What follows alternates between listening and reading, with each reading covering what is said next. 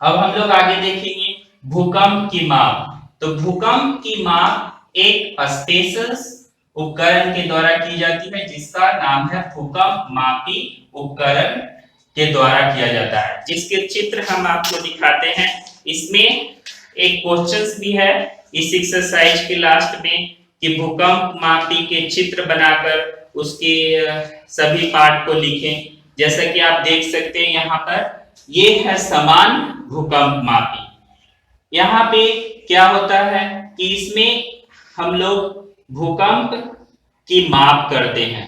यहाँ पे अलग अलग यहाँ पे जो पार्ट हैं, जैसे एक चुंबक के द्वारा इस डोरी और पेन लोलक लोलक का एक गोलक है और इसमें ये घूर्णन करता है और इस चार्ट पेपर पे यहाँ पे भूकंप की तीव्रता ये कुछ ग्राफ बनाते हैं, ग्राफ बन जाता है। इसी से इसको हम रीड कर कर भूकंप कितना तीव्रता की आई उसकी हम माप करते हैं। चलिए इसमें ये जो है आपको ये क्वेश्चंस सबसे लास्ट में एक्सरसाइज में दिया हुआ है कि भूकंप मापी का चित्र बनाकर उसे दर्शाएं, तो आपको इसको दिखाना पड़ेगा। ठीक है, चलिए आगे बढ़ते हैं। भूकंप की शक्ति के परिमाण की माप कैसे होती है, जैसे कितनी शक्ति है उसकी, तो उसको हम रिक्टर स्केल पे मापते हैं। भूकंप की शक्ति रिक्टर स्केल से मापी जाती है। ये भी ऑब्जेक्टिव में आपसे पूछेगा कि भूकंप की शक्ति की परिमाप की माप किसके द्वारा की जाती है, तो रिक्टर स्केल से की जाती है। अब आपसे कोई अगर पूछेगा कि भूकंप की भविष्यवाणी क्या संभव है, तो नहीं, भूकंप की भविष्यवाणी हम नहीं कर सकते हैं। तो इसलिए हमने इंपॉर्टेंट पॉइंट्स लिखा है कि भूकंप की भविष्यवाणी नहीं संभव अब हो सकी है। अब यहाँ पे आप देखिए कि रिक्टर स्केल्स की ये रीडिंग है और इसकी तीव्रता को हमने यहाँ पे वर्णन किया है, जिसके बारे में देखिए अगर रिक्टर स्केल्स पे 2 से कम है तो वो भूकंप को हम सूक्ष्म करते हैं और इसकी तीव्रता को हम नहीं महसूस करते हैं। हमें कोई महसूस किसी भी प्रकार का महसूस नहीं होगा। अगर रिक्टर स्केल पे भूकंप की तीव्रता 2 से लेकर 3.9 है तो इसे छोटे भूकंप माने जाते हैं और इसे भी हम महसूस नहीं कर सकते और इसमें कोई क्षति नहीं होती है। अगर रिक्टर स्केल पे 4 to 4.9 है तो ये हल्के भूकंप माने जाते हैं। इसमें क्या करते हैं कि हमें हल्का महसूस करते हैं, इसमें जान माल की क्षति न के बराबर होती है। अगर रिक्टर स्केल पे तीव्रता 5 to 5.9 है तो ये मध्यम भूकंप है। इसमें क्या होगा कि हल्की क्षति हो सकती है और इसे हम स्पष्ट देख सकते हैं, महसूस कर सकते हैं, देखना तो नहीं, हम महसूस कर सकते हैं। और 6 अगर रिक्टर स्केल पे 6 to 6.9 है तो ये शक्तिशाली भूकंप होते हैं, इसमें ज्यादा क्षति होती है, जान माल का नुकसान ज्यादा होता है और स्पष्टता हम ये से महसूस कर सकते हैं।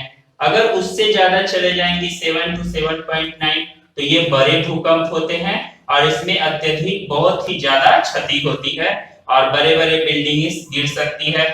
जो कच्चे मकान है वो तो पूरी तरह से नष्ट हो सकते हैं, बहुत ज्यादा मात्रा में नुकसान हो सकता है। 8 से ऊपर उसी तरह से ये महान कैटेगरी है, महान भूकंप बोला जाता है जो अत्यधिक क्षति होती है। जहां आप देखे होंगे कि भुज में एक भारत में आया था भूकंप, तो भुज वहां पे पूरी तरह से शहर मटिया मेट हो गई थी, पूरी तरह से जान माल का नुकसान हुआ था, बड़े बड़े बिल्डिंग्स गिर गए थे। तो ये अत्यधिक कैटेगरी के भूकंप थे।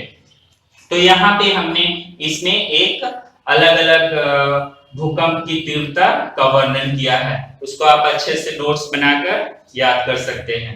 अब है भूकंप से बचाव कैसे करें। जैसे कि आप देखे थे कि तड़ित से बचाव करने के लिए हम लोग उसमें क्या क्या करें कि तड़ित आने पे, बिजली आने पे हम बचे। उसी प्रकार से भूकंप से बचाव और भूकंप से सुरक्षा के लिए हम क्या करेंगे, इसके लिए आपको जानना है। तो देखिए कि भूकंप, सबसे पहली बात, अगर आप घर बना रहे हैं तो भूकंप रोधी घर बनाएंगे। आजकल जितने भी ऊंची ऊंची बिल्डिंगें हैं भूकंप रोधी बनाया जाता है, ताकि वो भूकंप आने पे वो 8.5 रिक्टर स्केल्स की तीव्रता को वो सह सकते हैं, वो नहीं गिरेंगे।